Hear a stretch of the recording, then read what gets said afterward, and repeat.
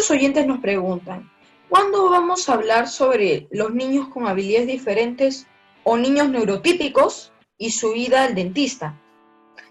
Es por eso que hoy invitamos a la odontopediatra Mariana Morales, quien además es magíster en pacientes con habilidades especiales, para hablar sobre este tema. Bienvenida, Mariana, a Con Mente Diversa. Gracias, el placer es mío, de verdad muy agradecida con la invitación. ¿Qué diferencia hay a la hora de la consulta odontológica entre un niño neurotípico y un niño con autismo o síndrome de Down? Bueno, básicamente va a ser diferente según cada condición que presente un paciente, ¿ok? Igual dentro de un paciente con autismo o un paciente con síndrome de Down va a haber diferencias también. Básicamente vamos a tener diferencias tanto desde el punto de vista médico como desde el punto de vista conductual que debemos manejar con protocolos específicos. Por ejemplo, en el caso de un paciente autista, primordialmente pues vamos a tener que manejar los trastornos sensoriales, que son bien importantes porque pues en el consultorio odontológico hay exceso de estímulos a los que ese niño se va a enfrentar. En el caso de un paciente con síndrome de Down, principalmente las condiciones médicas, un porcentaje importante de ellos tienen cardiopatías, entonces debemos tener mucho cuidado a la hora del manejo de estos pacientes. Y en pacientes neurotípicos, pues básicamente lo que nos podemos conseguir en muchos casos es la odontofobia, que creo que también era una de las dudas de los oyentes, que definitivamente es algo también bien frecuente y que también debe ser manejado desde el punto de vista conductual para lograr una consulta exitosa y para tener buenos resultados en ese paciente. ¿Cómo logras manejar justamente el temor que normalmente cualquier paciente tiene al odontólogo? Sí, bueno, fíjate, una de las cosas más importantes, yo creo, es las experiencias previas que pueda tener o lo que ese paciente pueda escuchar en su casa sobre el odontólogo, ¿no?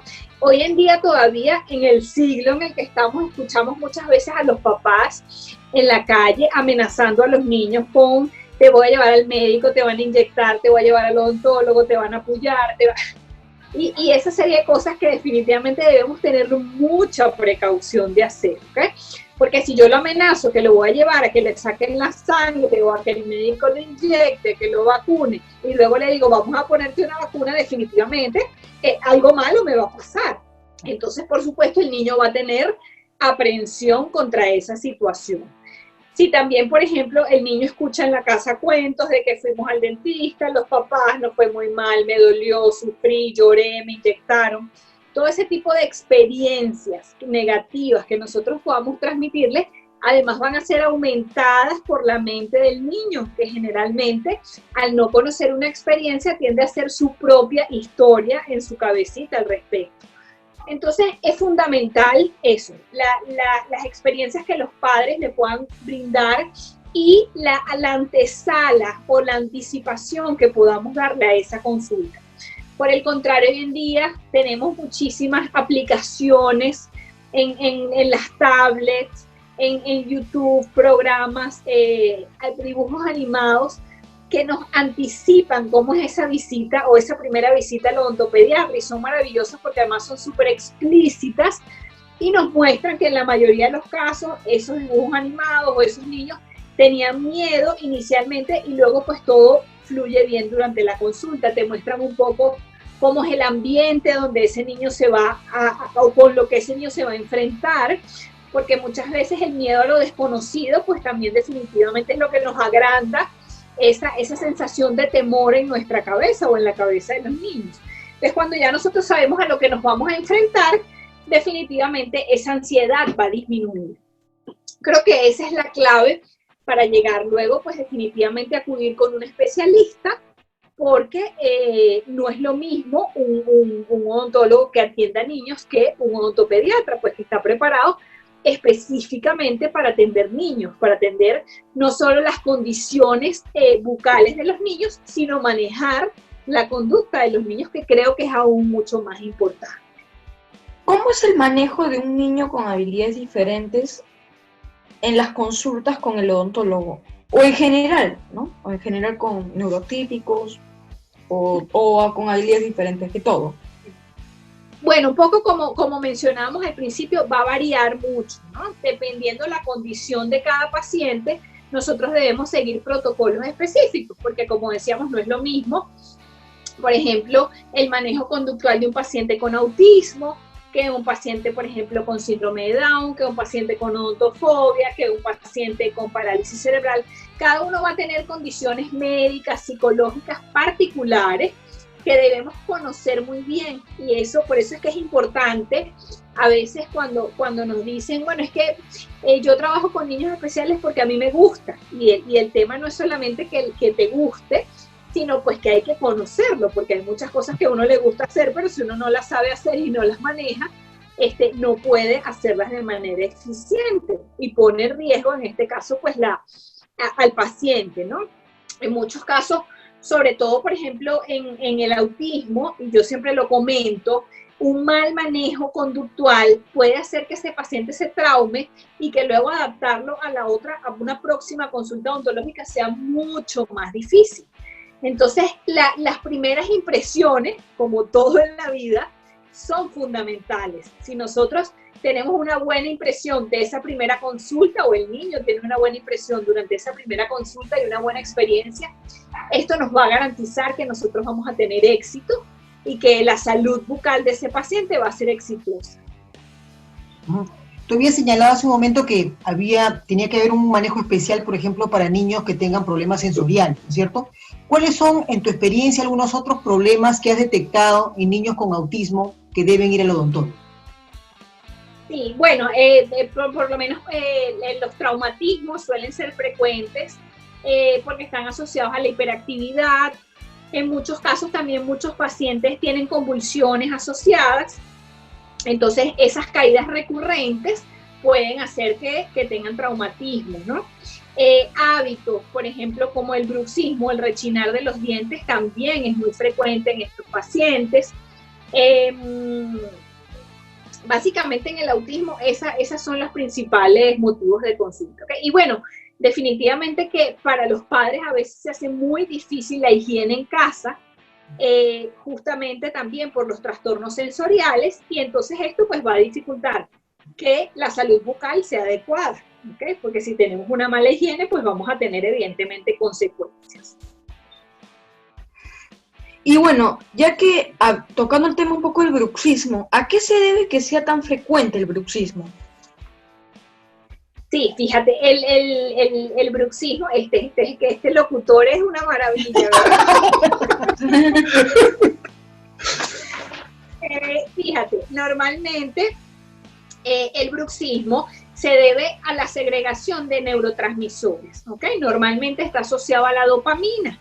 Entonces, la dopamina se produce a través de muchas cosas, ¿no? Por ejemplo, cuando tenemos experiencias placenteras, cuando hacemos ejercicio, cuando desfogamos emociones, cuando comemos cosas golosinas, dulces, etc., ¿no? Entonces, eso es importante controlarlo en los pacientes, ¿ok?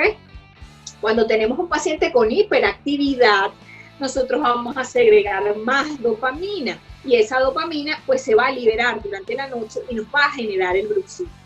También, por ejemplo, en los pacientes no verbales que no pueden expresarse, esa contención de emociones busca también un desfogue de alguna manera y tiende a manifestarse con exceso de bruxismo durante la noche, ¿no? Entonces, lo que normalmente hacemos es eso, tratar de controlar, por ejemplo, las actividades físicas, el tipo de dieta, de alimentación, sobre todo después de cierta hora del día, final del día ya, ¿okay? Donde debemos bajar, pues digamos, bajarle las revoluciones a estos niños para que puedan dormir de forma más placentera, igual pues preparar el cuarto para esto, la iluminación, las sábanas, la temperatura, todo ese tipo de cosas nos pueden ayudar a disminuir un poco ese bruxismo. En el caso de que ya sea muy severo, pues debemos buscar una solución también para proteger los dientes, porque el bruxismo genera desgaste, que en algunos casos es muy severo, que puede generar o que nos puede producir una sensibilidad, que puede producir también incluso fracturas en algunos casos. Entonces, digamos que se maneja de una forma bidireccional, tanto desde el punto de vista o el enfoque emocional, como desde el punto de vista odontológico. ¿Cómo debe ser la preparación de un niño antes de concurrir a la consulta odontológica? Bueno, exactamente, justamente un poco lo que conversábamos antes, que me fui por otro lado en la respuesta, o lo extendí un poco más, pero justamente con la anticipación es fundamental. Y como le dije, hoy en día podemos aprovecharnos de la tecnología que nos da tantas herramientas para poder hacer esta anticipación, porque incluso, como les dije, hay aplicaciones que se pueden descargar de forma gratuita que sirven justamente para preparar al niño a la visita o para prepararlo antes de la visita al odontólogo. ¿Cómo un odontopediatra puede identificar signos de maltrato infantil? Esto es un tema también bien interesante porque lamentablemente lo vemos con mucha más frecuencia hoy en día. El maltrato infantil representa unas cifras de verdad abrumadoras y con una alta incidencia, sobre todo en nuestros países, ¿no? De América Latina. Entonces, hay ciertas condiciones que nosotros podemos determinar para ver si realmente ese niño está siendo maltratado o no. Pues una de las cosas importantes es ver la conducta del niño, ¿no? El niño maltratado tiene conductas particulares o características emocionales y psicológicas particulares. Es un niño por lo normalmente retraído, un niño que puede llegar lloroso, que puede llegar con miedo. Y el padre o la madre, por otro lado, también tienen características particulares. Son padres que no se quieren separar del niño, que no lo dejan hablar, que no lo dejan expresarse, justamente por ese temor a qué es lo que el niño pueda contar.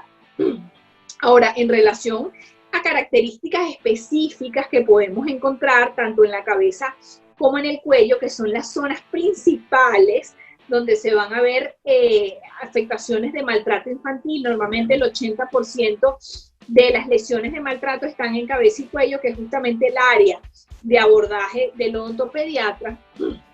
Entonces, pues, por características forenses, nosotros podemos determinar, por ejemplo, si realmente una mordida, que pueden decir que fue hecha por algún animal, por esa distancia entre las huellas de los dientes, podemos ver si de verdad fue hecha por un animal o fue hecha por una persona, si fue hecha por un adulto o por un niño, porque muchas veces pueden decir, no, es que fue un amiguito en el colegio que lo mordió, pero resulta que nosotros podemos determinar si esa mordedura realmente pertenece a un niño o a un adulto. Las quemaduras también, que son otro tipo de maltrato, podemos ver si pueden ser intencionales o no intencionales. Hay características, digamos, descripciones forenses particulares para determinar todo esto, ¿okay? Pero creo que una de las principales o más sencillas inicialmente es ver la conducta, eso, tanto del niño como del padre o la madre o el representante de ese paciente. ¿Te ha pasado en alguna consulta tener estos casos? No, en la consulta privada no. Cuando trabajaba en la universidad tuvimos un caso una vez de maltrato y es bien importante porque, por ejemplo, aquí en Venezuela legalmente el odontólogo o el médico que se enfrente a un caso de esto tiene la obligación de denunciar al representante o a la persona que está realizando el maltrato a ese niño. Entonces fue un caso bien complejo. En muchos casos también a veces se refiere no al padre o a la madre, sino a la pareja del padre o de la madre, ¿no?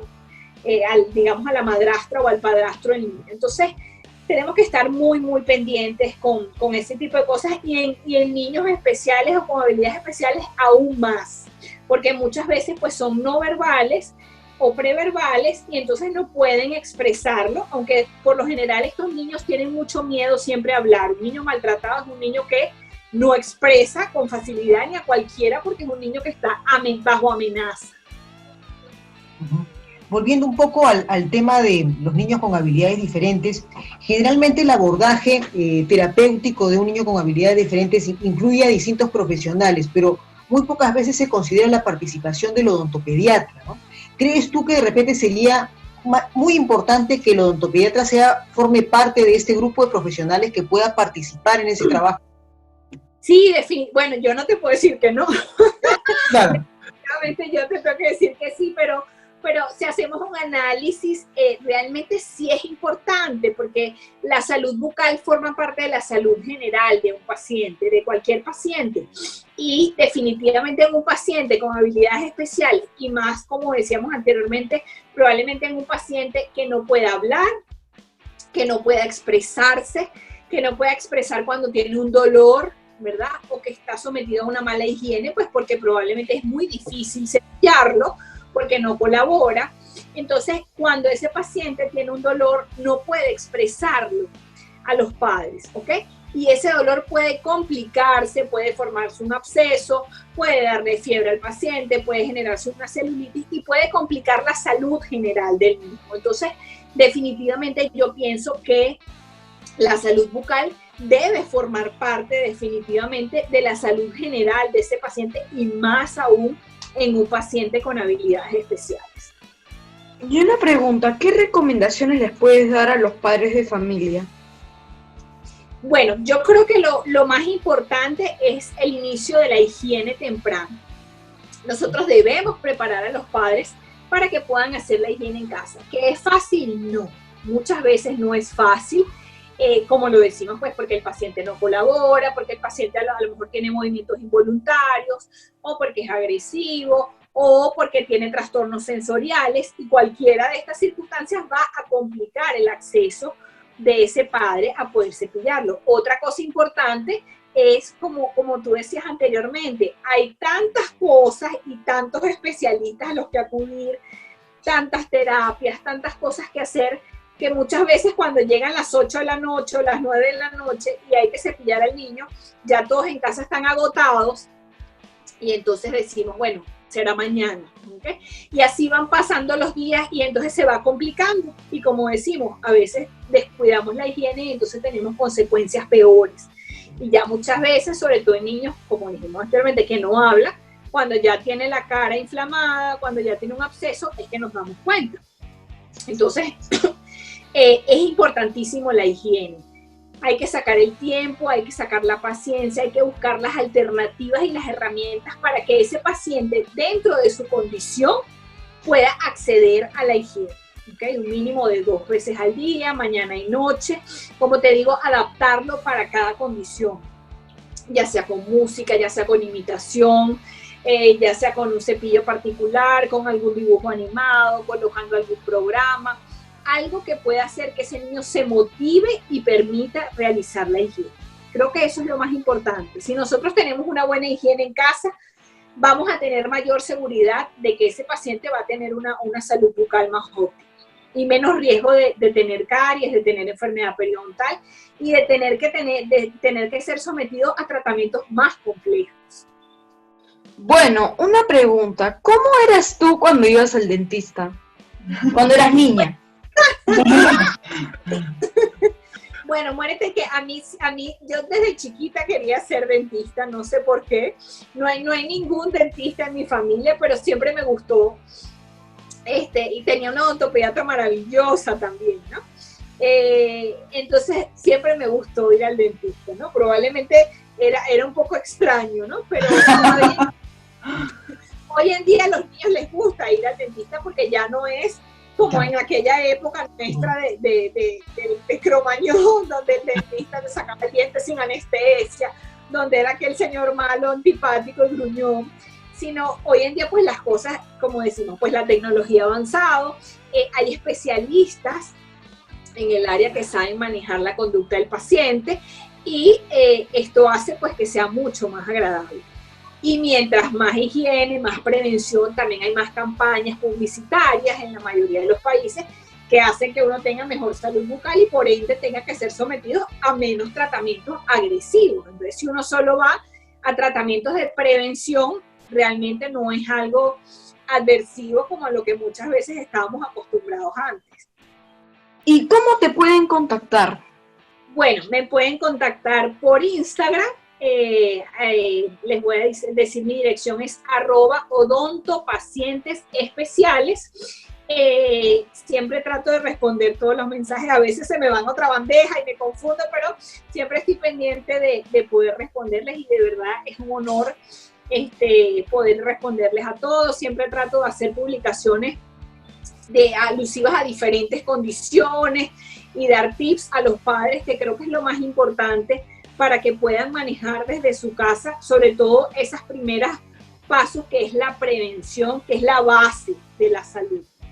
Muy recomendable es tu sitio, yo lo he visitado y realmente me he enterado de cosas que a mi edad no sabía, por ejemplo. Así que se lo recomiendo. Gracias, de verdad que muchísimas gracias por permitirme compartir con ustedes y por esta entrevistadora estrella que tuve la noche de hoy. Espero que no sea la última vez, porque tienes mucha información para dar. Por supuesto que sí, estamos a la orden siempre para poder compartir y eso, para llevar la prevención, porque mientras más personas tengan conocimientos, más herramientas vamos a tener para prevenir. Muy bien, efectivamente la palabra clave, como bien lo dice la odontopediatra Mariana Morales, es la prevención. Y anticipar a nuestros niños cuando tengan que ir al odontopediatra, ¿no? Para poder tomar, digamos, manejarlo de una manera fluida y sin necesarios temores que a veces se generan erradamente. Yo no quiero ir. No quiero ir. Yo tampoco. No, Muy bien, hemos estado con la odontopediatra Mariana Morales, quien nos ha informado sobre los tips y las acciones que se deben ejecutar antes de ir al odontopediatra. Muchísimo gusto, estimada Mariana, y de seguro vamos a tenerte en otra oportunidad también, en alguna otra edición de Con Mente Diversa. Muchas gracias por tu participación. Gracias, muchísimas gracias a ustedes. Estamos en Con Mente Diversa, un espacio donde conviven las diferencias.